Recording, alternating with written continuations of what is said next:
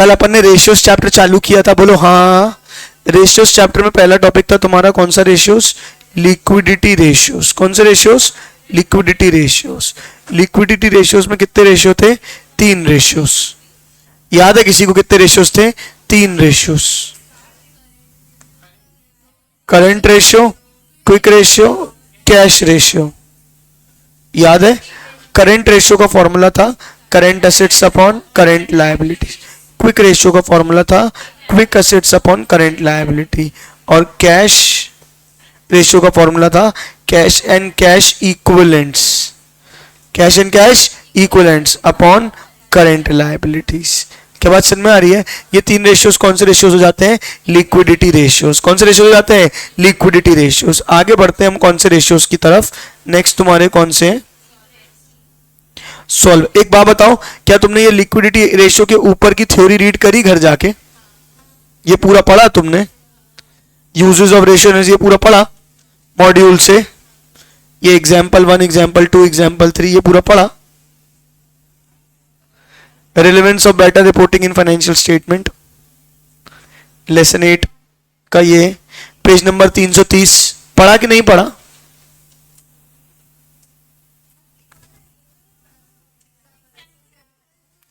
क्यों नहीं पढ़ा? देखो मैंने बोला नहीं था पढ़ने के लिए, होमवर्क भी नहीं था, लेकिन ये एक नॉर्मल प्रैक्टिस तुमको अब अपनानी पड़ेगी मॉड्यूल रीडिंग की। क्या बात समझ में आ रही है? मैं डांट नहीं रहा हूँ, एडवाइस कर रहा हूँ, क्योंकि मैं तो पढ़ाऊंगा ही, पर लेकिन अगर तुम्हारे पास टाइम है या टाइम नहीं भी है, तुम अगर कोई एक चीज पढ़ रहे हो तो बीच में ये हैबिट बनाओ कि बीच में एक आध पेज छोड़ने का क्या सेंस है थ्योरी, बेसिक थ्योरी। क्या बात समझ में आ रही है? तो तुमको क्या करना पड़ेगा? तुम्हें रीडिंग करते जानी पड़ेगी। मतलब अगर कोई चीज है तो उसको जो बेसिक थ्योरी है उसको पूरा तुमको रीड करके आना है। क्या बात समझ में आ रही है? अच्छा चलो ठीक है, एग्जाम्पल्स नहीं पढ़ा ठीक है, पर किसने ये भी नहीं पढ़ा जो मैंने बताया था, ये कैरेक्टरिस्टिक्स और ये भी रीड नहीं की। ठीक है, मॉड्यूल रीडिंग का सही मतलब क्या होता है बेटा? Word to word reading. Module reading का सही मतलब क्या होता है? Word to word reading, line by line reading. पहली बार तो आपको करनी पड़ेगी, हर बार जरूरी नहीं है कि आप लाइन बाय लाइन पढ़ो, क्योंकि उतना टाइम नहीं होगा आपके पास। पर इनिशियली जब पहली बार चैप्टर पढ़ रहे हो, जैसे शेयर्स चैप्टर तुमने पहली बार पढ़ा या उसका टेस्ट के लिए पढ़ा, तो मॉड्यूल की एक एक लाइन, एक एक वर्ड आपको पढ़नी है, क्योंकि थ्योरी में कब कहाँ कैसे आ जाए यू नेवर नो। पिछली बार तक तो एमसीक्यू होता था, तो एमसीक्यू से तो कोई एक लाइन से उठ के, मॉड्यूल की एक लाइन से उठ के भी क्या आ जाता था? एमसीक्यू आ जाता था। तुम्हें पता भी नहीं था कि क्या आ सकता है। क्या बात? अब हालांकि उतना नहीं आएगा, लेकिन स्टिल मॉड्यूल के अंदर की बातों के कॉन्सेप्ट जरूर आएंगे। क्या बात समझ में आ रही है? आगे चल के मैं आपको टॉपिक्स दूंगा रीड करने के लिए, जैसे अपन ने बायबैक डिस्कस किया था। बायबैक दोनों में है, वहां कंपनी लोगों के पॉइंट ऑफ व्यू से और यहाँ किसके पॉइंट ऑफ व्यू से? अकाउंट्स के। मैं तुमको रीड करने दूंगा। अगर तुमको कोई पैराग्राफ नहीं समझ में आ रहा है तो उसको स्किप नहीं करना है, तुमको आके उसको क्या करना है? पूछना है, क्योंकि हो सकता है कि वो अकाउंटिंग सेंस में हो और मुझे तुमको वो बताना पड़े, क्योंकि एग्जाम में हो सकता है सीधे वही आ जाए। बोलने का मतलब ये है कि हम मॉड्यूल की एक भी लाइन छोड़ने का रिस्क नहीं उठाएंगे। वैसे ही हमारे पास मटेरियल क्या है पता ही नहीं है, पहली बार एग्जाम हो रहा है, क्या आने वाला है। हमको जो आईसीएसआई नहीं थी हम वही छोड़ के जाएंगे, तो फिर तो हम कितना बड़ा रिस्क ले रहे हैं। क्या बात समझ में आ रही है? तो चारों सब्जेक्ट्स में मॉड्यूल की एक भी लाइन छोड़ने का रिस्क हम नहीं उठाएंगे। फिर भले बाहर के क्वेश्चंस छोड़ दें या कुछ और छोड़ दें, वो हम कर सकते हैं, लेकिन मॉड्यूल नहीं छोड़ सकते। हाँ या ना फटाफट बोलो। ठीक है, जो मॉड्यूल छोड़ के जा रहा है वो खुद ही फेल होने की तैयारी कर रहा है, पास होने की तैयारी नहीं कर रहा हो। ठीक है क्या? चलिए तो अपन आगे बात करते हैं। ये वाले रेशियोज के क्वेश्चंस भी कर लिए थे। अब हम आते हैं लेवरेज रेशियोज में। कौन से लेवरेज में? लेवरेज रेशियो को और क्या बोलते हैं? Solvency ratios. कौन से रेशियोज बोलते हैं? Solvency ratios. ठीक है क्या? सॉल्वेंसी रेशियोज के अंदर 2 प्रकार के रेशियोज होते हैं, कुछ होते हैं स्ट्रक्चरल और कुछ होते हैं कवरेज। कुछ होते हैं स्ट्रक्चरल और कुछ होते हैं कवरेज। स्ट्रक्चरल मतलब कैपिटल स्ट्रक्चर कैसा है, कैपिटल स्ट्रक्चर मतलब कितना डेट है और कितना इक्विटी है और कितना प्रेफरेंस है। क्या बात समझ में? कितना खुद का पैसा लगा है और कितना बाहर का पैसा लगा हुआ है। जब कैपिटल स्ट्रक्चर को एनालिसिस करते हैं तो उसको कौन से रेशियोज बोलते हैं बेटा? Structural ratios. दिख रहा है कि आपको? जिसके अंदर पहले सिर्फ रेशियोज के नाम ले रहा हूं। पहला रेशियो कौन सा है? Debt equity ratio. दूसरा रेशियो कौन सा है तुम्हारा? Debt to capital employed ratio. तीसरा रेशियो कौन सा है तुम्हारा? ये कवरेज रेशियो। यानी स्ट्रक्चरल रेशियो में 2 रेशियो है तुम्हारी बुक में। कौन कौन से? डेट इक्विटी और डेट टू कैपिटल एम्प्लॉयड। क्या बात में? और कवरेज में कौन कौन से? Interest coverage ratio, fixed charge coverage ratio, ठीक है, डेट सर्विस कवरेज रेशियो, क्या बात समझ में आ रही है? इतने हैं, ठीक है क्या? तो अपन एक काम करते हैं, पहले आगे लिस्ट बनाते हैं, ठीक है क्या? सॉल्वेंसी रेशियोज में कितने रेशियोज हैं आपके बताओ? सॉल्वेंसी को इनने दो प्रकार में बांटा है, अपन नहीं बांट देते हैं।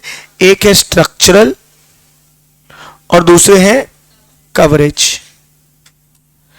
स्ट्रक्चरल में कितने रेशियोज हैं? दो। एक है डेट टू इक्विटी रेशियो या डेट इक्विटी रेशियो, और दूसरा क्या है? Debt to capital employed ratio. Clear है कि नहीं है बताओ फटाफट। कवरेज रेशियो में कितने रेशियोज हैं? कौन सा? इंटरेस्ट कवरेज रेशियो,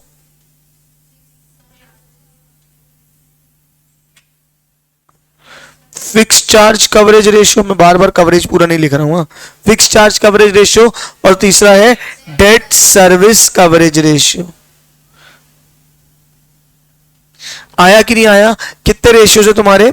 3 और 2 5। किसके अंदर? सॉल्वेंसी रेशियोज के अंदर। पहले बात करते हैं स्ट्रक्चरल रेशियोज की। इसकी बात करते हैं स्ट्रक्चरल रेशियोज की भी बात करने से पहले मैं आपको बैलेंस शीट समझाना चाहता हूं। समझना, ये जो मैं बैलेंस शीट बता रहा हूं फिर से मैं कंपनीज एक्ट के हिसाब से नहीं बता रहा हूं। कंपनीज एक्ट की बैलेंस शीट आपको पता है, एक चैप्टर भी वो बताऊंगा अभी, equities and liabilities share holder fund, याद है अपने लायबिलिटी साइड डिस्कस किया था? हाँ, तो मैं अभी आपको कंपनीज एक्ट के पॉइंट ऑफ व्यू से नहीं बता रहा हूं, कंपनी लॉ के पॉइंट ऑफ व्यू से नहीं बता रहा हूं। ये जो फॉर्मेट बता रहा हूं वो कंपनीज एक्ट का नहीं है।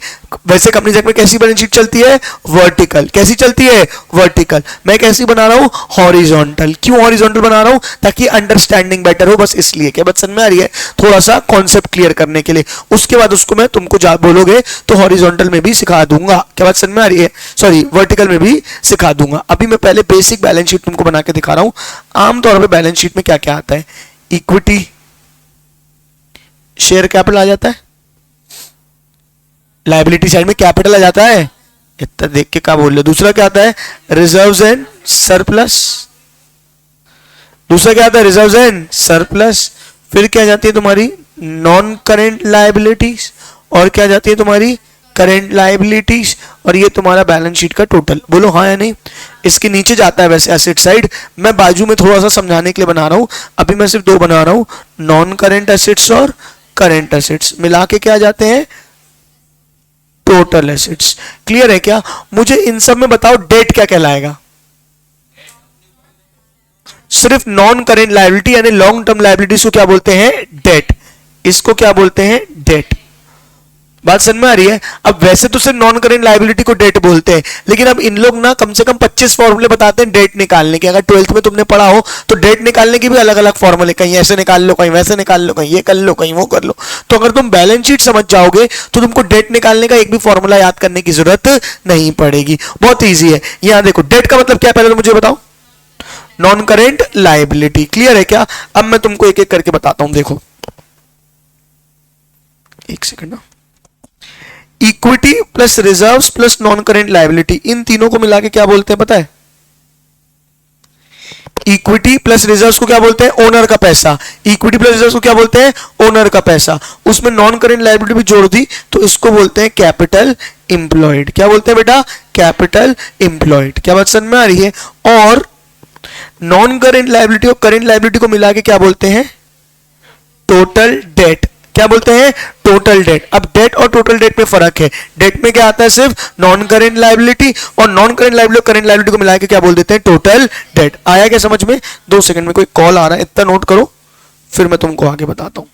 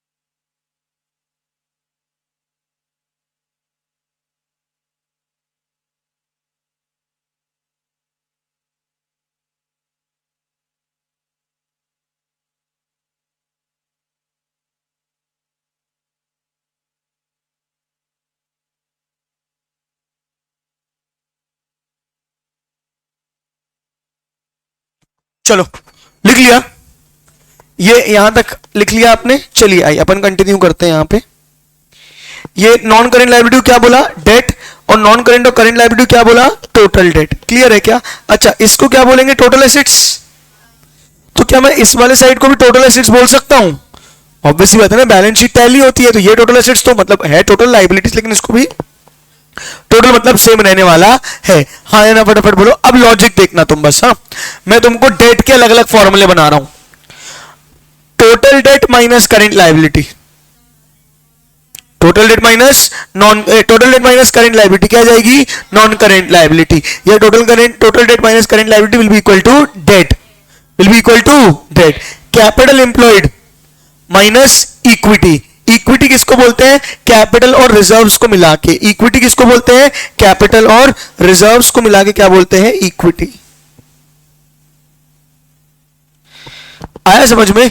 तो अगर मैं बोलूं कि capital employed minus equity, capital employed minus equity क्या आ जाएगा, यानी कि डेट, यानी कि डेट। ये मैं भी आपको सिर्फ डेट के ही अलग अलग तरीके से फॉर्मूले बता रहा हूं, बात समझ में आ रही है? या इन लोग क्या बोलते थे पता है, टोटल एसेट्स क्या बोलते हैं, टोटल एसेट्स माइनस इक्विटी और माइनस करेंट लायबिलिटी। नहीं आ रही बात समझ में? ठीक है क्या? क्या बोल देते हैं, टोटल एसेट्स माइनस इक्विटी और माइनस करेंट लायबिलिटी क्या आ जाता है तुम्हारा, डेट। क्या आ जाता है तुम्हारा, डेट। नहीं आया समझ में? ऐसे ही इन लोग अलग अलग फॉर्मूले अलग अलग इसी के बाइफरकेशन से बनाते जाते हैं। हाँ या ना फटाफट बोलो। नहीं आया? पक्का? ठीक है क्या? नहीं आया? किसको नहीं आया? हाँ, कौन सा नहीं आया? ये देख, नॉन करेंट और करेंट को मिला क्या बोल दिया, टोटल एसेट्स। नाम समझ में आए? इक्विटी और रिजर्व्स को क्या बुला दिया, इक्विटी। ठीक है, equity plus reserves plus non current liability को क्या बोल दिया, कैपिटल एम्प्लॉयड। ठीक है क्या? और non current liability current liability को बोला क्या बोल दिया, डेट। मैं सबसे पहले सिंपल वाला बोलता हूं, टोटल डेट कौन है बताओ, नॉन करेंट और करेंट। अगर मैं टोटल डेट में से करेंट लायबिलिटी माइनस कर दूं तो क्या आ जाएगा, टोटल डेट में से क्या माइनस कर दूं, करेंट लायबिलिटी। अरे टोटल डेट अभी तो तुमने बोला कैसे बना है, नॉन करेंट और करेंट को मिला के क्या बना है, टोटल डेट। और अब मैं बोल दूं टोटल डेट से क्या माइनस कर दी, करेंट लायबिलिटी, तो क्या आ जाएगा तुम्हारा, नॉन करेंट लायबिलिटी यानी कि डेट आ जाएगा। तो डेट का एक फॉर्मूला क्या हो गया, total debt minus current liability. आया समझ में? अच्छा, इक्विटी किसको बोलते हैं, रिजर्व्स को। और कैपिटल एम्प्लॉयड किसको बोलते हैं, equity plus reserves plus non current liability. अब मैं कैपिटल एम्प्लॉयड में से अगर इक्विटी माइनस करता हूं तो क्या माइनस हो जाता है, इक्विटी और रिजर्व्स। कैपिटल एम्प्लॉयड में से क्या माइनस कर देता हूं, इक्विटी, यानी क्या माइनस हो जाता है, इक्विटी और रिजर्व्स। तो क्या बन जाता है, डेट। क्या बन जाता है, डेट। तो डेट का एक फॉर्मूला क्या हो गया, कैपिटल एम्प्लॉयड माइनस इक्विटी। नहीं आया? तीसरा फॉर्मूला क्या बन जाता है, total assets, total assets minus current liability और minus equity. Total debt minus current liability minus equity क्या आ जाता है तुम्हारा, डेट आ जाता है। ऐसे ही अलग अलग फॉर्मूले होते हैं इक्विटी निकालने के। यहां तक समझ में आया? मैं चाहूं तो ऐसे 8-10 फॉर्मूले लिखवा सकता हूं, पर मैं चाहता हूं कि तुम बैलेंस शीट से खुद कैलकुलेट करना सीख जाओ तो तुमको एक भी फॉर्मूले की जरूरत ना पड़े। बात समझ में आ रही है? अच्छा, मुझे एक बात और बताओ, मुझे इक्विटी निकालना है। क्या निकालना है, इक्विटी। क्या क्या फॉर्मूले हो सकते हैं, इक्विटी से कैपिटल सरप्लस इक्विटी। पहला formula, total assets minus total debt, total assets minus total debt. Total debt कौन है, नॉन करेंट और current. Total assets minus total debt क्या आ जाएगा, इक्विटी। नहीं आया? Capital employed minus debt, capital employed minus debt, तो क्या आ जाएगा, इक्विटी। नहीं आया? कैपिटल एम्प्लॉयड क्या था, ये पूरा तीनों को मिला के, उसमें से क्या माइनस कर दिया, इक्विटी। उसमें से क्या माइनस कर दिया, डेट। उसमें से क्या माइनस कर दिया, डेट। तो क्या आ गया, इक्विटी। आया समझ में? अगर तुम ये पता चल जाए किसको क्या बोलते हैं तो तुम्हें फॉर्मूले याद करने की जरूरत नहीं पड़ेगी। क्या बात समझ में आ रही है? दूसरा एक और तरीका क्या हो सकता है,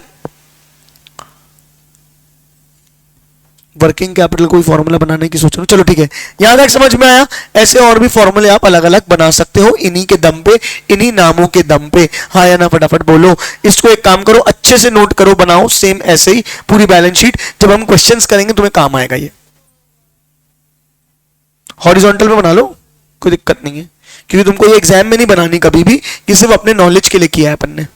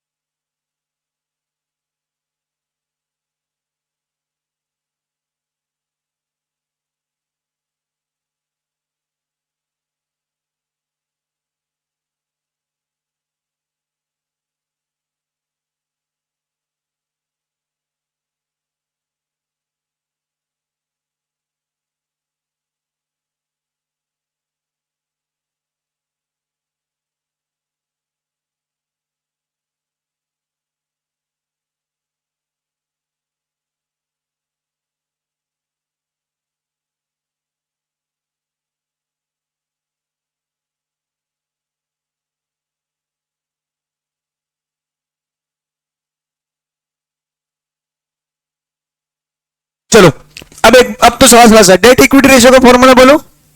debt upon equity. Total assets to debt का रेशियो बोलो। Total assets upon date.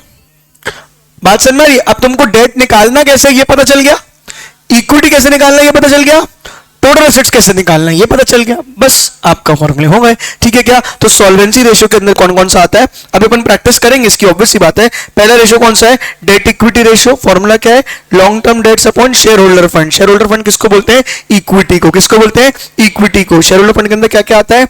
Equity plus reserves. ठीक है, अब एक क्वेश्चन कर लो, सारा सा क्वेश्चन है वैसे ये क्वेश्चन है, आपको इससे डेट इक्विटी रेशियो निकालना है। देख पा रहे हो? ऐसे सिर्फ ऊपर वाला पोर्शन देखोगे तो इक्विटी कितना है बताओ?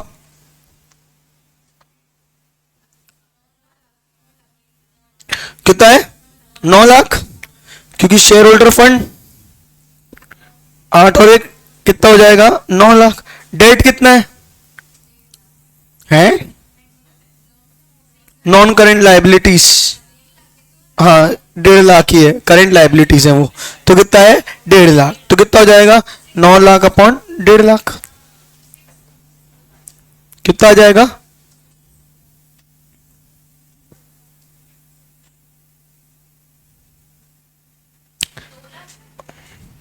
इसने शेयर एप्लीकेशन, सॉरी मैंने भी ध्यान नहीं दिया, share application money pending against allotment, ये भी शेयर होल्डर फंड का ही पार्ट है ना, इक्विटी शेयर होल्डर का ही पार्ट है। ठीक है क्या, share application money pending against allotment. तो कितना हो जाएगा, 8 तो 10 और 1 11, 11 डिवाइडेड बाई 1.5 कितना हो जाएगा,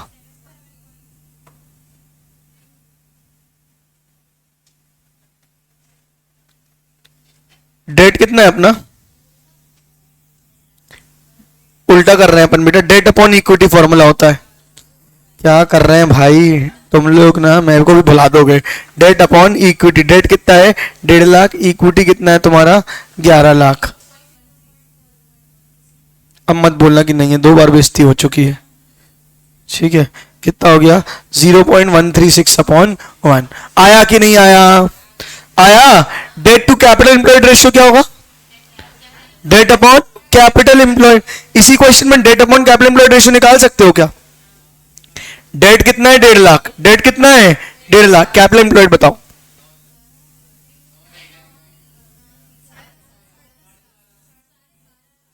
डेट प्लस इक्विटी है ना, 9 लाख। तो अभी अपना 11 लाख तो इक्विटी आया था और 1.5 लाख, तो 11 प्लस 1.5 कितना हो जाएगा 12.5 लाख, 1.5 लाख डिवाइडेड बाय 12.5 लाख कितना,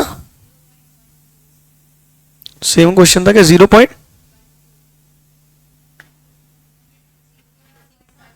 ठीक है। ये तो अगला क्वेश्चन है ना, इन्हें दूसरा क्वेश्चन दिया है ये लो, इस क्वेश्चन से करके दिखाओ।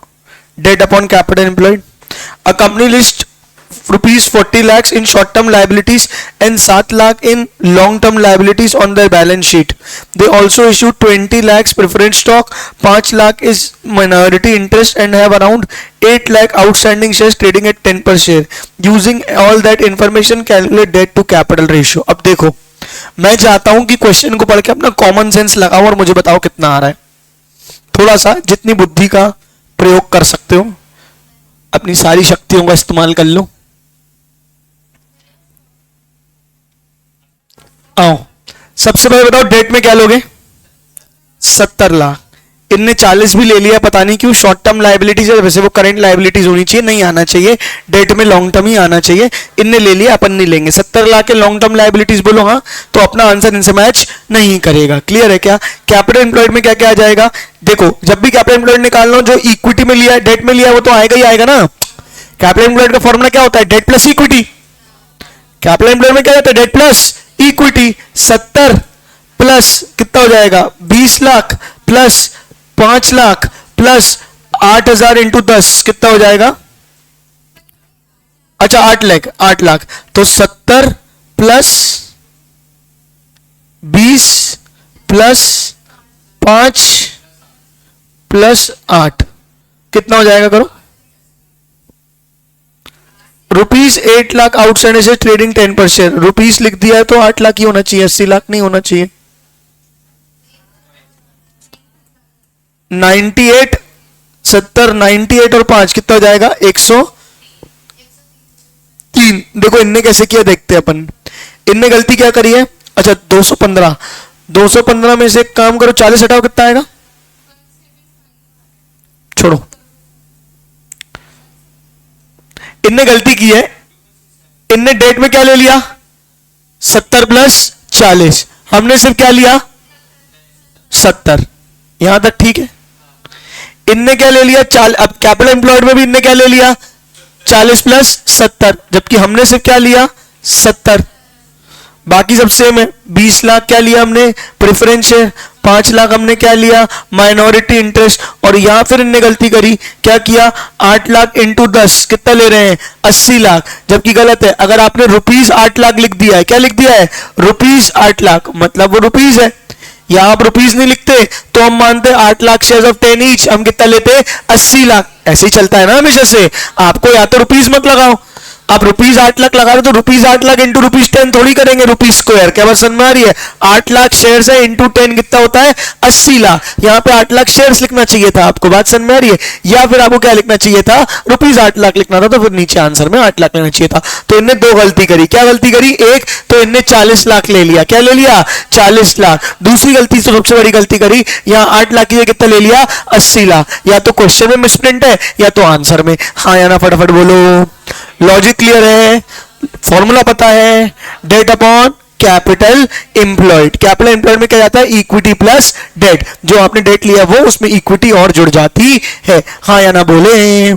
नहीं आया। आउटस्टैंडिंग शेयर मतलब जितने शेयर्स मार्केट में हैं। आउटस्टैंडिंग शेयर्स का मतलब आउटस्टैंडिंग सैलरी जैसा नहीं होता है। आउटस्टैंडिंग शेयर्स का मतलब होता है मैंने अगर 1 लाख शेयर मार्केट में बेच दिए तो मेरे कितने शेयर्स आउटस्टैंडिंग है मार्केट में? 1 लाख। क्या बात समझ में आ रही? उसका कुछ अलग मतलब नहीं होता है, इशूड शेयर्स की वैल्यू है बस। आया कि नहीं आया? हाँ या ना बोलो। चलो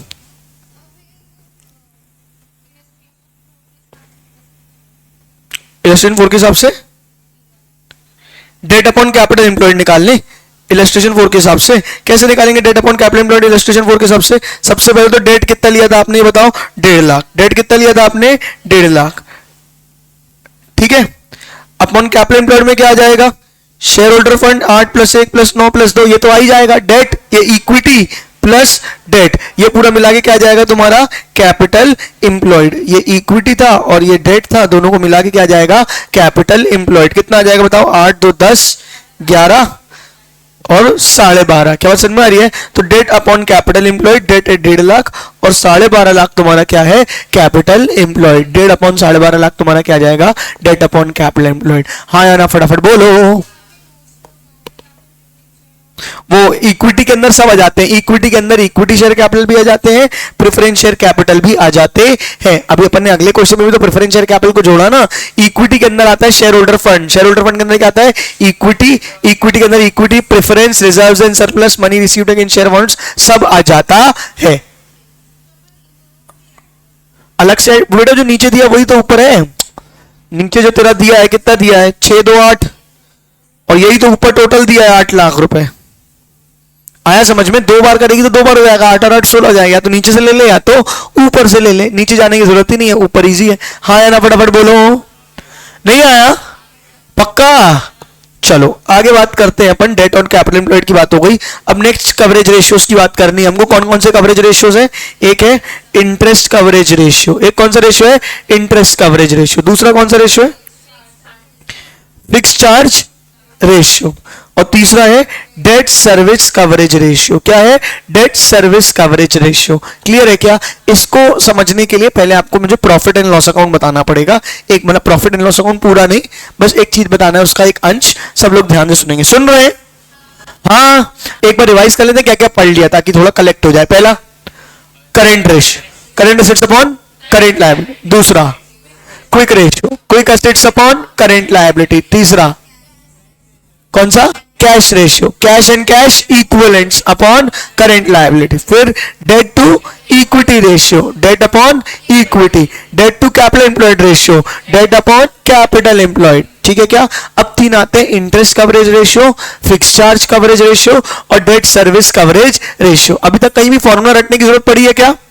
लॉजिकली डिराइव्ड है। ठीक है। अब इंटरेस्ट कवरेज रेशियो कि पहले एक बार प्रॉफिट को समझो। प्रॉफिट जो सेल्स माइनस खर्चे करके आता है उसको हम बोलते हैं ईबीआईटी। क्या बोलते हैं? ईबीआईटी। क्या होता है ईबीआईटी? उसको बोलते हैं बच्चे earning before interest and tax. क्या बोलते हैं? Earning before interest and tax से हम क्या माइनस करते हैं? इंटरेस्ट। तो क्या आ जाता है? Earning before tax. क्या आ जाता है? Earning before tax. उसमें से क्या माइनस करते हैं? टैक्स। तो क्या आ जाता है? Earning after tax.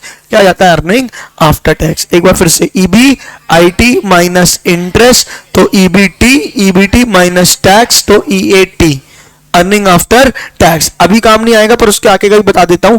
इसमें से पहले हम क्या करते हैं? प्रेफरेंस डिविडेंड देते हैं। क्या देते हैं? Preference dividend.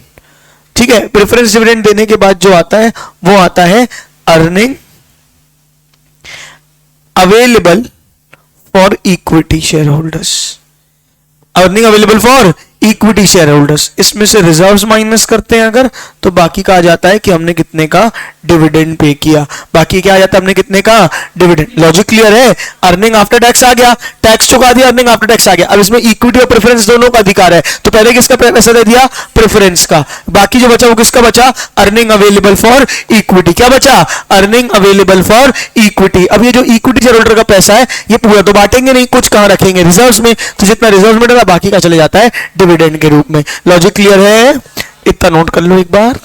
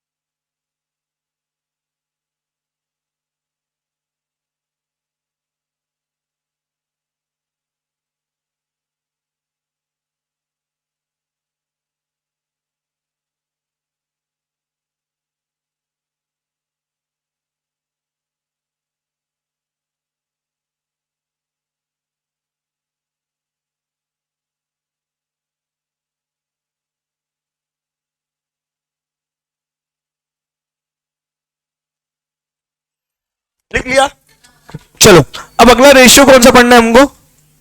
सारे कवरेज रेशियोज है। कवरेज रेशियो का समझो फॉर्मूला, मतलब समझो लॉजिक क्या है कि अगर मान के चलो मैं गया किसी बैंक के पास क्या लेने, लोन लेने। क्या लेने? लोन। तो बैंक मुझे लोन देने से पहले क्या सोचेगा कि भैया मेरी लोन चुकाने की हिम्मत है कि नहीं है। ऐसी थोड़ी किसी को भी लोन दे देगा।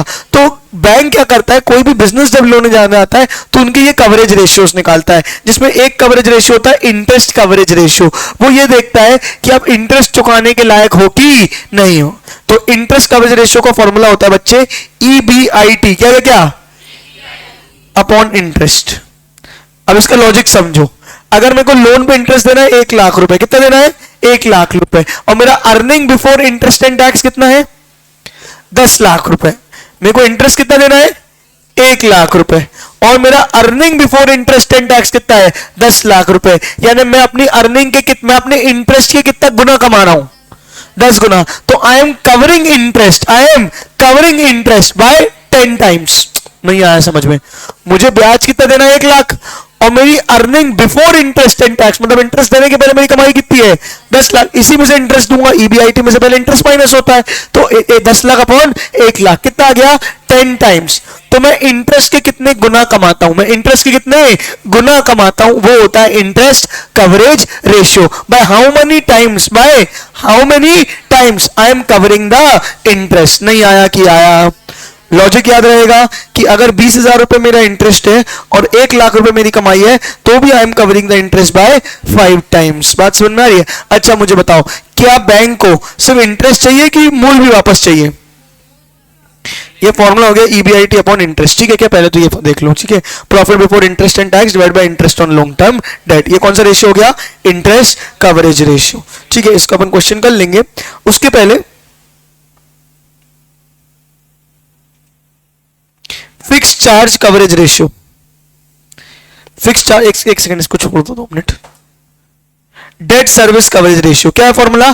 Date service coverage ratio. Date service coverage ratio मतलब आप डेट को कवर कर पाओगे कि नहीं। क्या क्या क्या? आप डेट को कवर कर पाओगे कि नहीं कर पाओगे, मतलब सिर्फ इंटरेस्ट तो चुका रहे हो, क्या आप मूल चुका पाओगे कि नहीं। तो इसका नॉर्मल फॉर्मूला क्या होता है? EBIT क्या होता है? अपॉन EMI बोल सकता हूं मैं। क्या बोल सकता हूं? EMI। EMI मतलब जो आपको इंस्टॉलमेंट देनी है, यानी कि इसको ऐसे बोलूं तो interest plus principal. Interest plus principal जितना आपको चुकाना है। अरे भाई आप 1 करोड़ का लोन लेते हो तो आपकी कुछ 25-50 हजार 80,000 रुपए की EMI बनती है, वो EMI चुका पाओगे कि नहीं चुका पाओगे। इंटरेस्ट कवरेज रेशियो क्या बता रहा था कि आप इंटरेस्ट के कितने टाइम्स कमाते हो? आप इंटरेस्ट के, ये क्या बताएगा? आप EMI के कितने टाइम्स कमाते हो? क्या बताएगा? आप EMI के कितने टाइम्स कमाते हो। तो फॉर्मूला क्या जाएगा? EBIT upon EMI। EMI मतलब इंटरेस्ट प्लस प्रिंसिपल। देखो ये इन्होंने लिखा है interest on long term loan plus lease rental. अगर कुछ आपको लीज वगैरह देनी है, कुछ फिक्स कॉस्ट देनी है तो, और रीपेमेंट ऑफ टर्म लोन। यानी कुल मिला के आपको जो फिक्स्ड डेट के लिए जो जो पैसा चुकाना है, डेट के लिए आपको जो जो पैसा चुकाना है, क्या क्या चुकाना है? इंटरेस्ट। अगर कहीं लीज पे कुछ लिया है तो लीज, और क्या चुकाना है? Repayment of loan. ऊपर क्या आना चाहिए? EBIT। क्या होना चाहिए? EBIT। यहां के EBIT में कुछ चेंजेस है, यहां के EBIT में कुछ चेंजेस है, पर पहले मैं चाहता हूं कि लॉजिक समझो। क्या समझो? लॉजिक। मुंडी को स्ट्रेट बैठो। यहां देखो, पहला क्या पढ़ा? Interest coverage ratio. EBIT upon interest. Interest से कितने गुना कमाते हो? डेट सर्विस रेशियो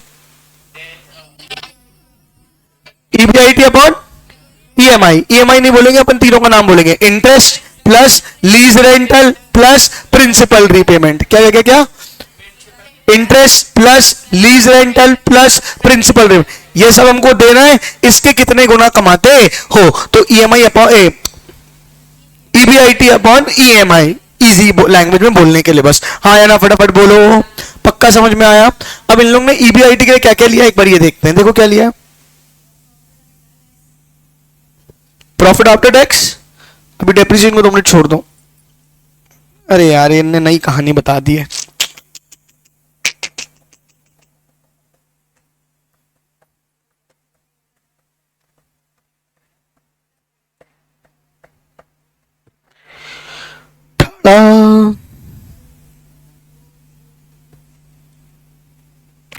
चलो ये कॉन्सेप्ट मुझे अलग से आपको बताना पड़ेगा, ये कॉन्सेप्ट मुझे आपको अलग से बताना पड़ेगा। लॉजिक आपको समझ में आ गया, इनके फॉर्मूले में आपको अलग से बताऊंगा। अभी अपन इंटरेस्ट कवरेज रेशियो तक पढ़ते हैं। ईबीआईटी अपॉन इंटरेस्ट, क्या है फॉर्मूला? EBIT upon interest. अच्छा, इनने इसमें डेप्रिसिएशन भी जोड़ा है, सॉरी। तो earning before interest, tax and depreciation, क्योंकि डेप्रिसिएशन खर्चा माइनस होता है, लेकिन उसके लिए कैश।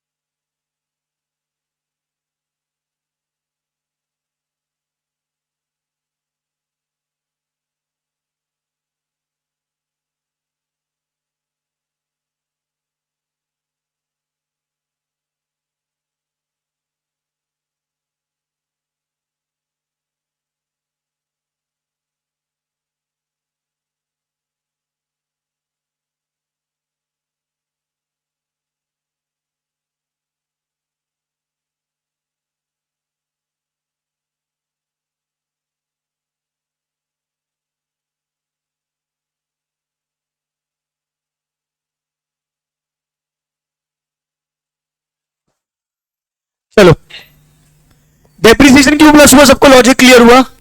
डेप्रिसिएशन एक नॉन कैश एक्सपेंस होता है, उसके लिए खर्चा, उसके लिए कैश नहीं जाता, तो हम डेप्रिसिएशन माइनस करके देखेंगे तो हमारी पेमेंट क्षमता को कम करेगा, जबकि उसके लिए कैश तो गया नहीं है। इसलिए फॉर्मूला क्या हो जाएगा? EBIT plus depreciation, EBIT plus depreciation upon interest.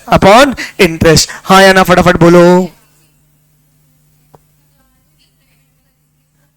समझो। मेरी इनकम है 1,00,000 रुपए, ईबीआईटी कितना है? 1,00,000 रुपए, और मेरे को इंटरेस्ट कितना चुकाना है? 10,000 रुपए। इंटरेस्ट कितना चुकाना है? 10,000 रुपए। देखो मेरा ईबीआईटी कितना है? 1,00,000, मुझे इंटरेस्ट कितना चुकाना है? 10,000। तो तुम कितना बोल रहे हो? 10 टाइम्स। कितना बोल रहे हो? 10 टाइम्स, कि मेरी 10 टाइम्स पे करने की क्षमता है, किसको? इंटरेस्ट को। हाँ, तो मैंने बोला ये गलत है। क्यों गलत है? मैंने कहा जो आपने ईबीआईटी लिया है इसमें से खर्चा माइनस हुआ है क्या? डेप्रीसिएशन, 10,000 रुपए या 20,000 रुपए का एक्सपेंसेस को माइनस करके आया था, मतलब उसमें से डेप्रिसिएशन माइनस हो चुका है। तो मैंने कहा ईबीआईटी में डेप्रिसिएशन माइनस हो चुका है, क्या डेप्रिसिएशन के लिए मैंने कैश दिया है? तो वो कैश भी तो मेरे पास है। तो मेरी एक्चुअल क्षमता 1,00,000 नहीं, मेरी एक्चुअल क्षमता कितनी है? 1,20,000। वो तो मैंने डेप्रिसिएशन नामक खर्चा माइनस किया है, कौन सा मेरा उसके लिए कैश गया है? बोलो हाँ या नहीं। तो फॉर्मूला क्या हो जाएगा? EBIT plus depreciation upon interest. ये क्या होता है तुम्हारा? Interest coverage ratio. क्या होता है? नहीं आया। ठीक है, जो दो डेट सर्विस रेशियो और वो बचे फिक्स कवरेज रेशियो, ये मैं अलग से कराऊंगा तुमको, ठीक है क्या? बाकी अपन उसको डिस्कस कर लेंगे। हाँ या ना, फटाफट बोलो। चलिए, तो आज इतना ही करें क्या? पक्का कि थोड़ा सा पढ़ लें? चलो आज इतना ही करते हैं, बाकी का नेक्स्ट क्लास में करेंगे।